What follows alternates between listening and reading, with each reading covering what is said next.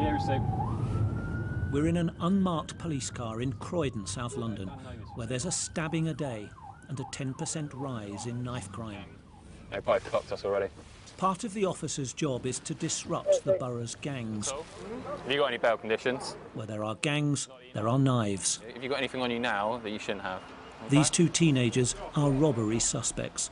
The stop and search found no knives this time. We've had various stabbings. All of these victims are teenagers. Some still go to school.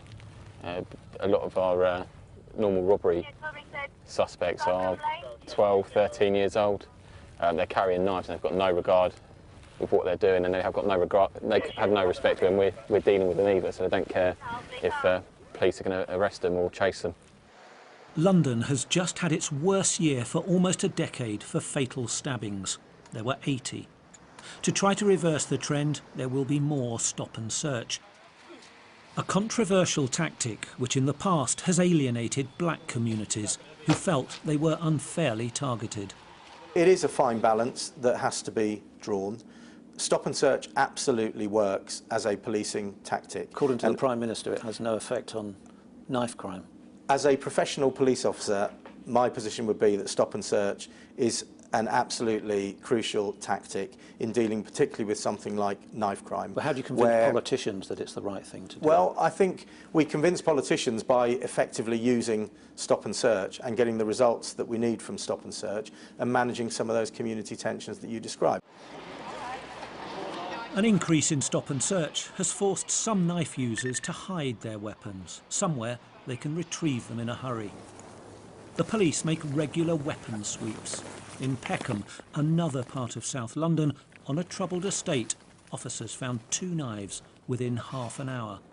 They're just left around in these areas to be used as weapons and picked up by gangs and other violent individuals. So when we stop and search them on the streets, they won't have them on them. They'll be ready to hand if they come into conflict in this area. They'll be able to pick them up easily and use them. Police realised long ago that enforcement alone would not solve knife crime. Really where we need to get to, I think both police and everybody collectively, is reducing the number of young people that think it is either desirable or acceptable to carry a knife because of all the consequences.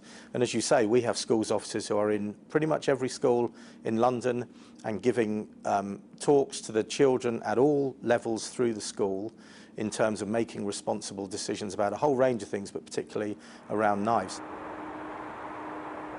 While London struggles against rising knife crime, in Glasgow it's a different story. 12 years ago, a United Nations report branded Glasgow the most violent city in the developed world. We had a homicide rate involving knives that was 3.5 times higher than anywhere else in Europe. Anywhere else, 3.5 times the number of knives of a homicide anywhere else in Europe. We didn't know why, and I still don't know why, but we knew enough to say, look, let's take the knives out of this. And we did have stop search, because stop search is important. But it's only important in the context of a whole range of other things. To stem the wave of Glasgow knife attacks, John Carnacan set up the Violence Reduction Unit. His groundbreaking approach was to bring in other agencies. The scheme was later rolled out across Scotland. We got all the guys who were in gangs, we brought them together, about 80 or 90 at a time, and we said, we've had enough of this. The community's had enough of this. You've had enough of this. It needs to stop. And when you stop, we'll help you do other stuff. And the gang stuff was a huge success, because we had social work involved, we had education, we had health, we had the courts, we had communities, we had youth groups. At this Glasgow workshop, prison leavers are taught new skills. They're paid and given help to find jobs. It's just part of the multi-agency initiative that has proved so successful. 12 years on, the model is now funded by the Scottish Government, and it's still working. The annual murder rate in Scotland has more than halved, from 137 to 61.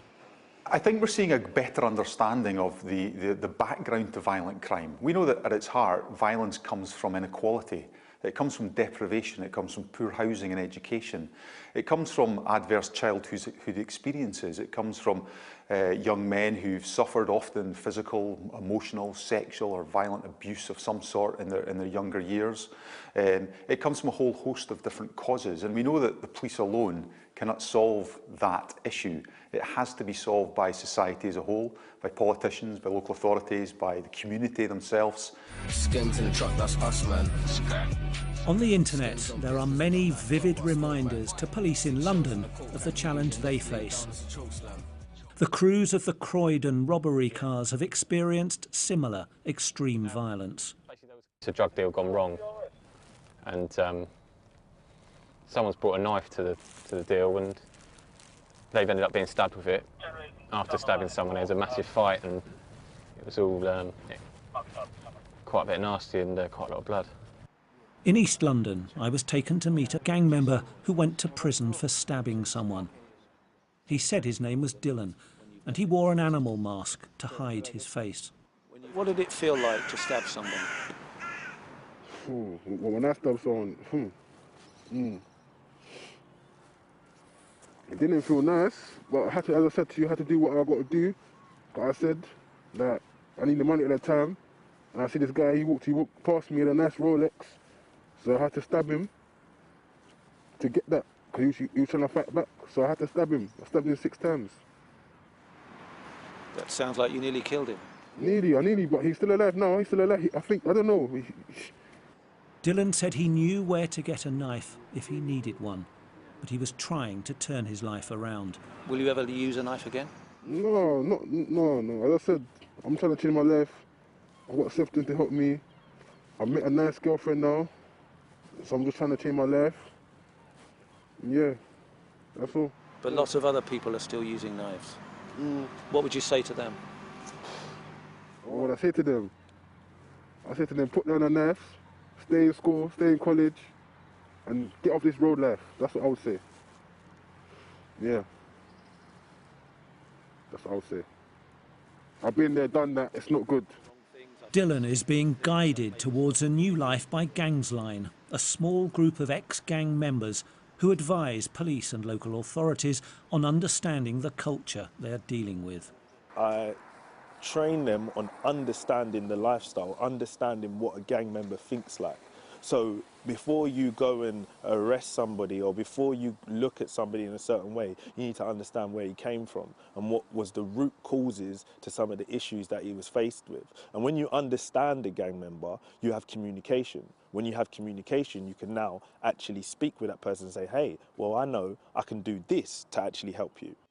Everyone we met had a view on what could help to bring down knife crime in London.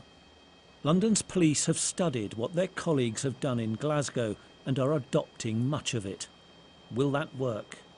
If you look at the model that they've adopted in Glasgow, in Scotland, that essentially is really, because I don't think in there is any particular one aspect that you could pull out and think, if we do this, it will all change.